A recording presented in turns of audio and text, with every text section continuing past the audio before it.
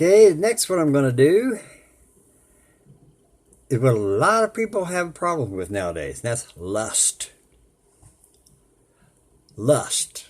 Passionate longing after, passionate desire to set the heart upon, excitement of the mind, covet after what is not yours, burning desire for something or someone that does not belong to you. Most people consider lust as meaning something of a sexual nature. That is not necessarily the case. A person can lust after anything. Anything that gives a person a burning desire to possess is considered lust. Matthew 5:28. But I say unto you, that whosoever looketh on a woman to lust after her hath committed adultery with her already in his heart. Anybody or any person that desires a sexual relationship with someone else, even though they have not acted on that desire, has already committed sin in their heart. Noticing that someone is attractive is not a sin, but undressing them with their eyes and dreaming of a sexual relationship is considered sin. This verse pertains to a relationship between opposite sexes. But in today's world, it could also pertain to same-sex desires. Romans 1:27. And likewise also the men, leaving the natural use of the woman, burn in their lust one towards another, men with men, working that which is unseemly, and receiving in themselves that recompense of their error which was meet. This passage is talking about same-sex relationships. This passage not only means just the desire for a relationship, but also the act itself. Notice that it is unnatural for men to notice that it's natural for men to desire women and women to desire men, but it's unnatural for same sex to desire one another. Romans 7:7. What shall we say then? Is the law sin? God forbid. Nay, I had not known sin, but by the law. For I had not known lust, except the law has said, Thou shalt not covet. Paul is saying here that he would not know what sin is if he did not know the law brought forth from God. Anyone that is ignorant of God's law does not have a clue what sin really is and plunges headlong into sin and depravities. Covet is basically another word for lust. Lust is different in the sense that the desire that one has is all-consuming to the point of doing whatever it takes to get that which is forbidden. 1 Corinthians 10:6.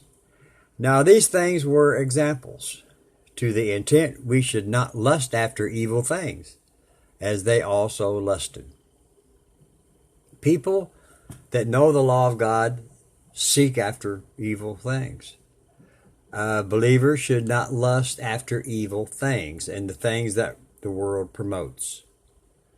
Remember, lust also means to covet or want something that you don't have.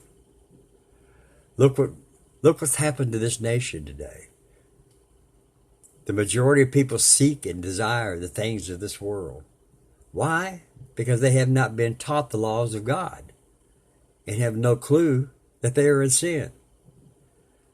All you got to do is look, and everywhere you see somebody on their stupid phones, they got to have those phones. Then they got to improve them, get a better one, and get a better one, and get a better one. That's covetousness, lusting after something.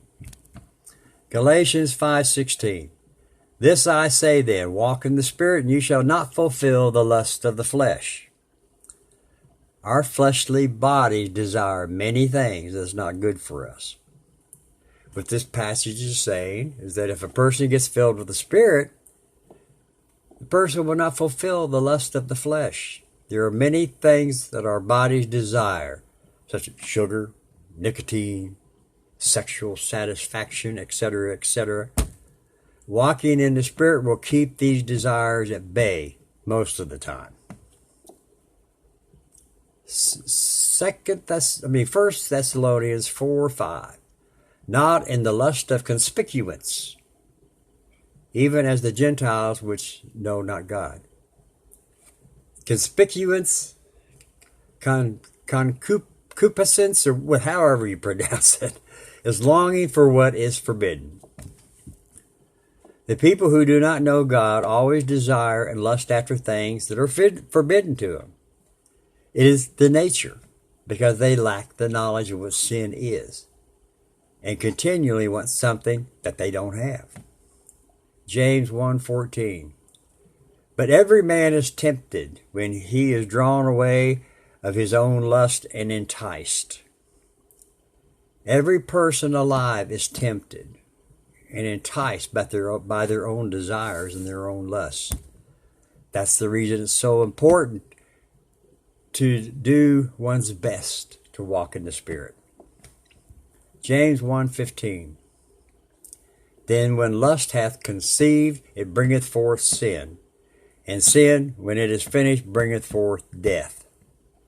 When a person acts on their lust, it becomes sin. When sin is fulfilled, then spiritual death occurs. This is another good reason to walk with the Spirit. 2 Peter 1:4. Whereby are given unto us exceeding great and precious promises, that by these ye might be partakers of the divine nature, having escaped the corruption that is in the world through lust. If believers accept and receive the promise of God given to all of his people, they will escape and not fulfill the lust thrown upon them by the world. 2 Peter 2:10. But chiefly them that walk after the flesh in the lust of uncleanness, and despise government. Presumptuous are they, self-willed, they are not afraid to speak evil of dignities. Uncleanness means moral contamination. Chiefly means to the greater degree. So to the greater degree, people who walk in the flesh and not in the Spirit tend to desire and seek immorality. These people are so self-centered that they are not afraid to speak out against all authority. Today, these people are like a cancer that is destroying our once great nation. This nation's going. 1 John 2:16. For all that is in the world, the lust of the flesh and the lust of the eyes and the pride of life is not of the Father, but is of the world. Everything the world has to offer fulfills the lust of the flesh. These things are designed to distract each of us and steer us away from the things of God. Can you name a few things that the world offers that distracts you from reading the Bible and the things of God? 1 John 2:17. And the world passeth away, and the lust thereof, but he that doeth the will of God abideth forever.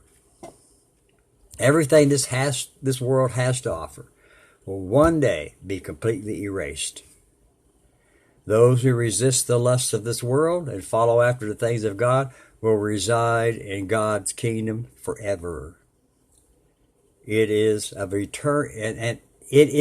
eternal importance to put away all lusts and desires that are not of God. Galatians 5:17. For the flesh lusteth against the Spirit, and the Spirit against the flesh, and these are contrary the one to the other, so that you cannot do the things that you would. We struggle with the lust of the flesh all the time. Sometimes we win, sometimes we lose. It is a battle that will go through until we leave this world. Because of this constant battle, we don't always do what we should do. An example of this is pornography. A person's spirit will tell the person that this is wrong to do, to look at naked pictures of other people. But the lust of the eyes at times overrides the spirit and the person gives in.